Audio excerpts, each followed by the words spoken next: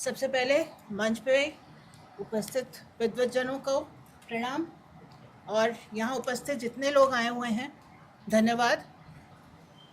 जैसा अविनाश ने बताया, मेरा नाम अपर्णा है, अपर्णा द्विवेदी, और मैं आचार्य मेमोरियल ट्रस्ट की अध्यक्ष हूँ। हमने इस ट्रस्ट का गठन कुछ साल पहले शुरू किया था। उससे पहले मेरे पिताजी स्वर्गीय मुकुंद द्विवेदी जी का एक ट्रस्ट था, आचार्य हजारी प्रसाद द्विवेदी स्मृति न्यास।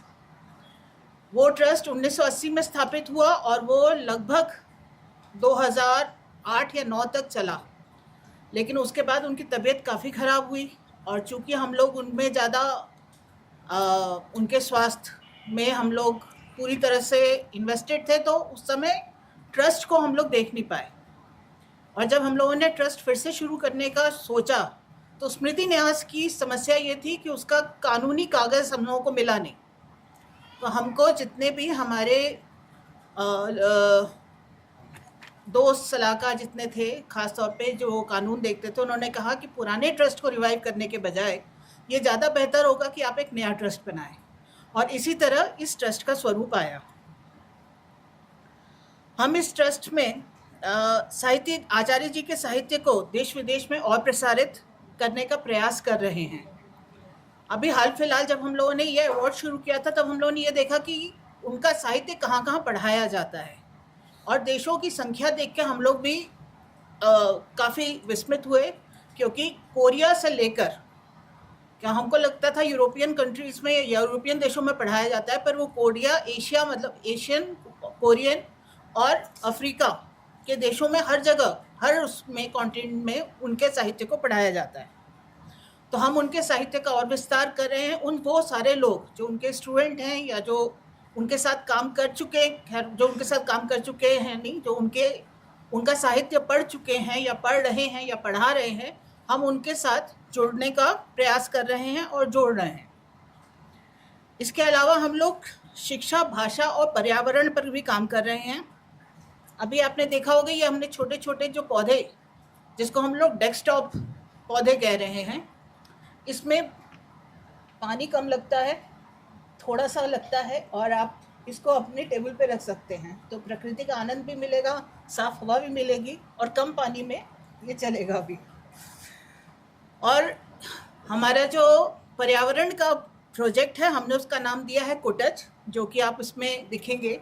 कुटज बाबा के ही एक निबंध के नाम पर आधारित है, और अभी इसी ट्रस्ट के द्वारा हम लोग अलग अलग कार्यक्रम कर रहे हैं।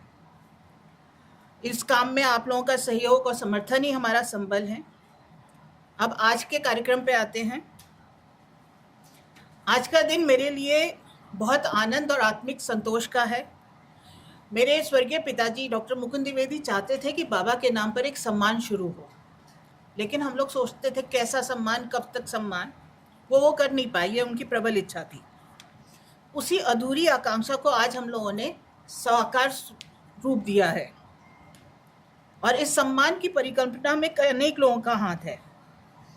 जब मैं सबसे बात करती थी तो आदरणीय अनिल जी ने सुझाव दिया कि यदि छात्रों से जुड़ना है तो शोध को केंद्र में रखो, तो ये शुरुआत वहाँ से हुई। विश्वनाथ त्रिपाठी जी, जिसको हम लोग मास्टर साहब बोलते हैं बचपन से ही, उन्होंने कहा कि जो उत्कृष्ट शोध चल रहा है आचार्य जी पर, उसको इस सम्मान का वास्तविक स्वरूप में लाओ और उसको सम्मान करो। जो नीरज जी और वेद जी, उन्होंने कहा कि अगर शोध में गुणवत्ता नहीं होगी तो सम्मान का कोई अर्थ नहीं होगा। तो इसी कठोरता ने इस पुरस्कार को और गरिमा दी। इस प्रथम सम्मान में हम लोग एक पदक, एक प्रमाण पत्र, बाबा का संपूर्ण साहित्य दे रहे हैं, और साथ ही सबसे महत्वपूर्ण जो चयनित शोध है वो राजकमल द्वारा पुस्तक के रूप में प्रकाशित किया जा रहा है। जब ये विचार लेकर अशोक जी के पास गए तो उन्होंने इस विचार को खुले हृदय से स्वीकार किया, और उनकी तत्परता ने ही इसे संभव बनाया। राजकमल की पूरी टीम ने काफ़ी कम समय में इस शोध प्रबंध को पुस्तक का रूप दिया। शोध सम्मान के लिए प्राप्त प्रविष्टियाँ काफ़ी आई थीं। इस पर निर्णायक मंडल ने गहन अध्ययन किया, और अंततः 14 जनवरी को हम लोगों ने परिणाम घोषित किया, जिसमें दक्षिण बिहार केंद्रीय विश्वविद्यालय से डॉक्टर चंदन तिवारी के शोध प्रबंध को सर्वश्रेष्ठ घोषित किया।